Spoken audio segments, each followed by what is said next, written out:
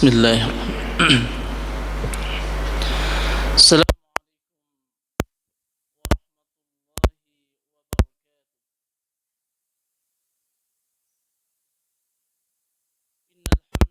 warahmatullahi nahmaduhu wa nasta'inuhu wa nastaghfiruh wa na'udzu billahi min sururi anfusina wa sayyiati a'malina.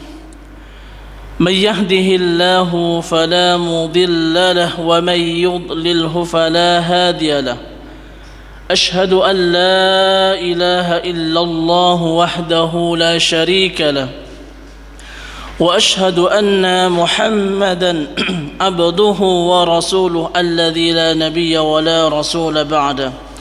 قال الله تعالى في القرآن الكريم أعوذ بالله من الشيطان الرجيم بسم الله الرحمن الرحيم يا أيها الذين آمنوا اتقوا الله حق تقاته ولا تموتن إلا وأنتم مسلمون.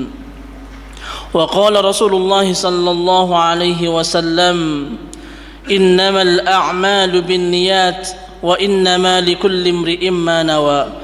فمن كانت هجرته إلى الله ورسوله فهجرته إلى الله ورسوله ومن كانت هجرته لدنيا يصيبها أو امرأة ينكحها فهجرته إلى ما هاجر إليه.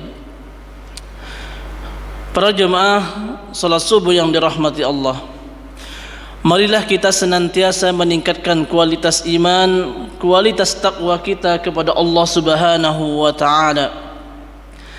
Dengan sebenar-benarnya takwa, menjalankan apa yang diperintah oleh Allah dan Rasulnya, dan menjauhi apa yang telah dilarang oleh Allah dan Rasulnya pula. Dan tak lupa kita bersyukur kepada Allah Subhanahu wa ta'ala akan nikmat yang telah Allah berikan kepada kita. Nikmat yang amat sangat banyak Allah berikan kepada kita. Maka sepatutnya dan seharusnya kita bersyukur kepada Allah Subhanahu wa ta'ala. Karena dengan kita bersyukur kepada Allah Subhanahu wa ta'ala, maka Allah Subhanahu wa ta'ala akan terus menambahkan nikmatnya kepada kita. Akan tapi ketika kita melalaikannya, melupakan nikmat yang telah Allah berikan kepada kita, maka kata Allah, inna azabi lasyadid, sesungguhnya azabku amatlah pedih. Na'udzubillah summa na'udzubillah min dzalik. Karena banyak di antara kita yang lupa, tidak bersyukur kepada Allah Subhanahu wa ta'ala, terutama terhadap dua nikmat, yaitu nikmat sehat dan waktu luang. Inilah yang banyak diabaikan oleh sekalian banyak manusia.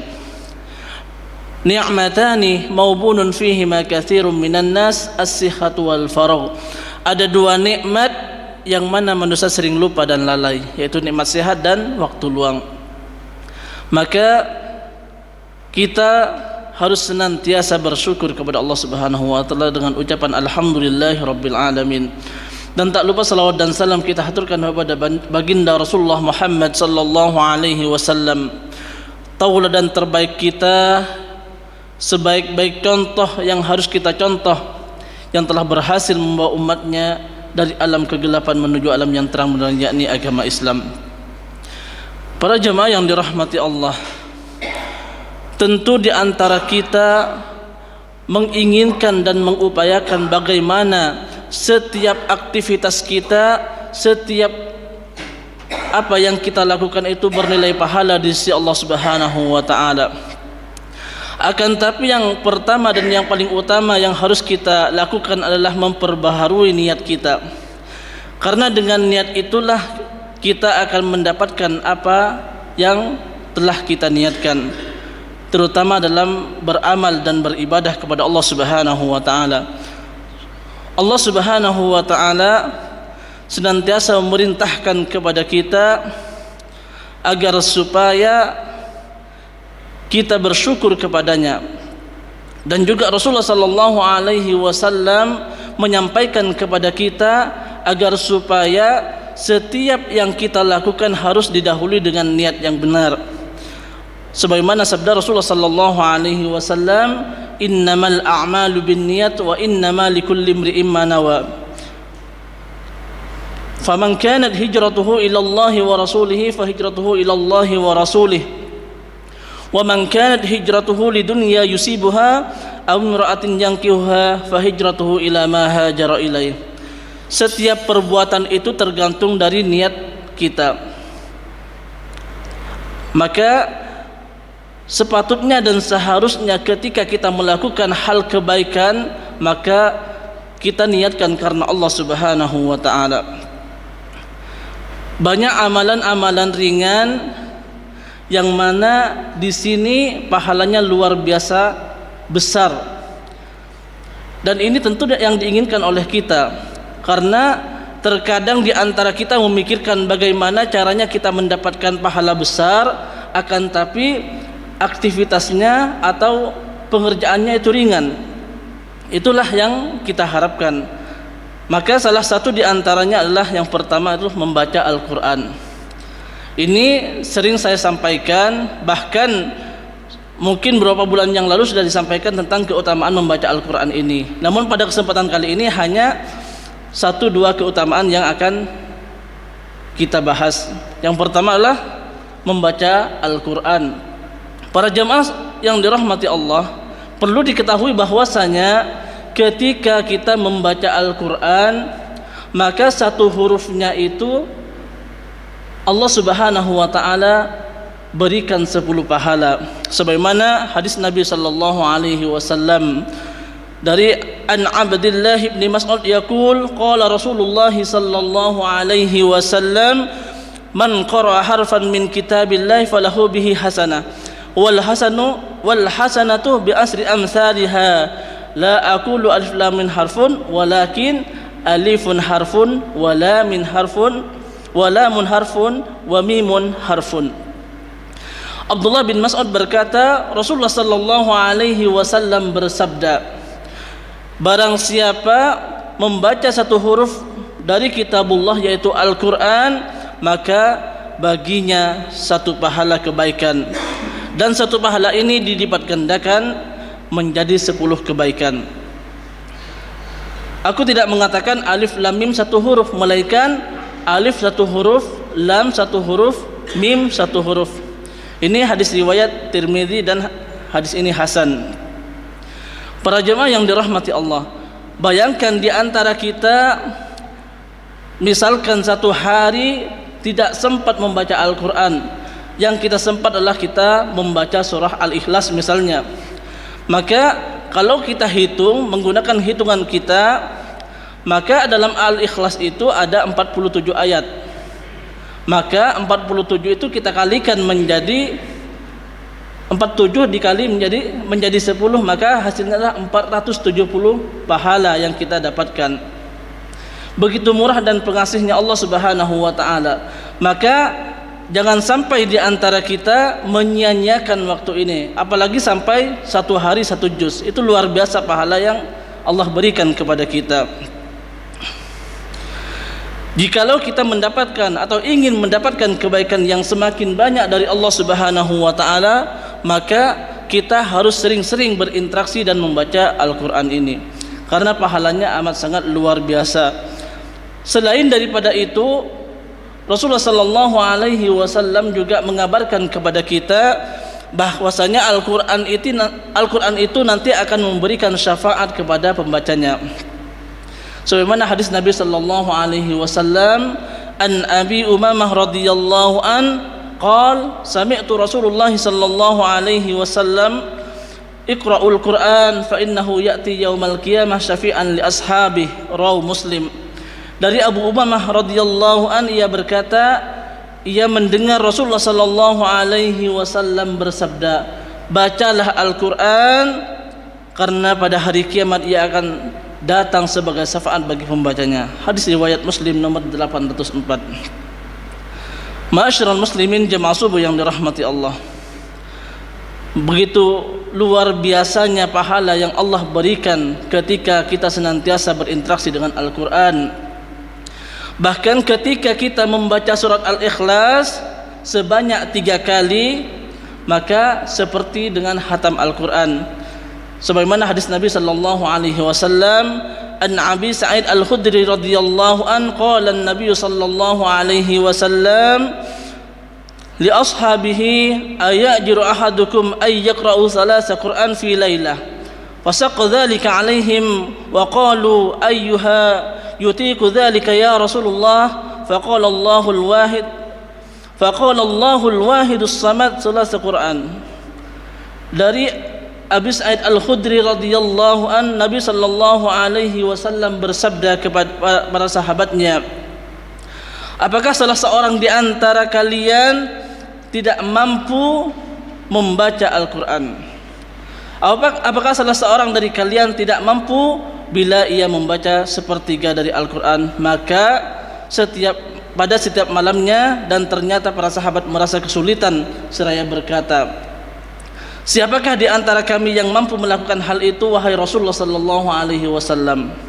Maka Rasulullah pun menjawab, Allahul wahidus samad. Maksudnya surah Al-Ikhlas di sini nilainya sama seperti sepertiga Al-Qur'an. Hadis riwayat Bukhari nomor 5015 dan Muslim 1922. Jadi ketika kita membaca surah Al-Ikhlas 3 kali, maka itu setara dengan setengah daripada Al-Quran. Jadi jangan sampai di antara kita meremehkan hal ini, karena pahala yang Allah berikan kepada pembaca Al-Quran itu sangat banyak, luar biasanya. Dan juga menurut para ulama, maksudnya sepertiga Al-Quran di sini adalah karena Al-Quran ini terdiri dari akidah dan syariat dan juga akhlak.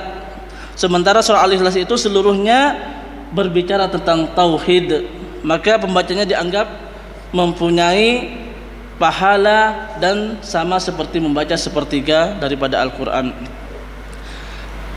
Para jemaah yang dirahmati Allah, sedangkan amalan ringan yang berikutnya adalah membaca ayat kursi setiap selesai solat. An Abi Umamah qala Rasulullah sallallahu alaihi wasallam, man qara'a ayatal kursi fi duburi kulli salat maktubahu lam yamna'hu min dhuhulil jannah illa ayyamut. Dari Abu Umamah Al-Bakhili rahimahullah berkata, Rasulullah sallallahu alaihi wasallam bersabda, barang siapa yang membaca ayat kursi setiap selesai salat fardu, maka ia tidak akan terhalang masuk surga kecuali kematian. Jadi ketika kita rutin membaca ayat kursi setiap selesai salat fardu, maka Allah Subhanahu wa taala akan memasukkan ia ke dalam surganya Allah. Hanya saja penghalangnya adalah belum mati. Jadi harus menunggu mati terlebih dahulu, dan insya Allah setelah itu akan dimasukkan ke dalam surganya Allah Subhanahu wa taala. Ayat kursi ini merupakan ayat yang paling agung dalam Al-Quran, karena seluruhnya itu berbicara tentang sifat Allah yang maha agung. Maka jangan sampai di antara kita meninggalkan amalan-amalan ini. Para jemaah yang dirahmati Allah, dan juga amalan berikutnya, kita harus senantiasa menghafal 10 ayat di awal surah Al-Kahfi. Sebagaimana hadis Nabi sallallahu alaihi wasallam, an Abi Darda anna Nabi sallallahu alaihi wasallam qala man hafidha 10 ayatin min awal suratil Kahfi usima minad dajjal. Usima minad dajjal. Dari Abu Darda, Nabi sallallahu alaihi wasallam bersabda, barang siapa yang hafal 10 awal ayat di surah Al-Kahfi, maka ia akan terlindung dari fitnah dajjal.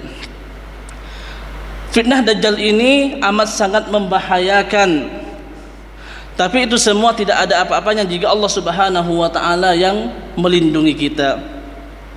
Maka kita harus senantiasa berdoa kepada Allah Subhanahu wa taala, dan doa ini sudah disampaikan oleh Ustadz Sentot pada Sabtu yang sebelumnya, yaitu Allahumma inni a'udzubika min azabi jahannam wa min azabil qabri wa min fitnatil mahya wal mamat wa min syarri fitnatil masihid dajjal.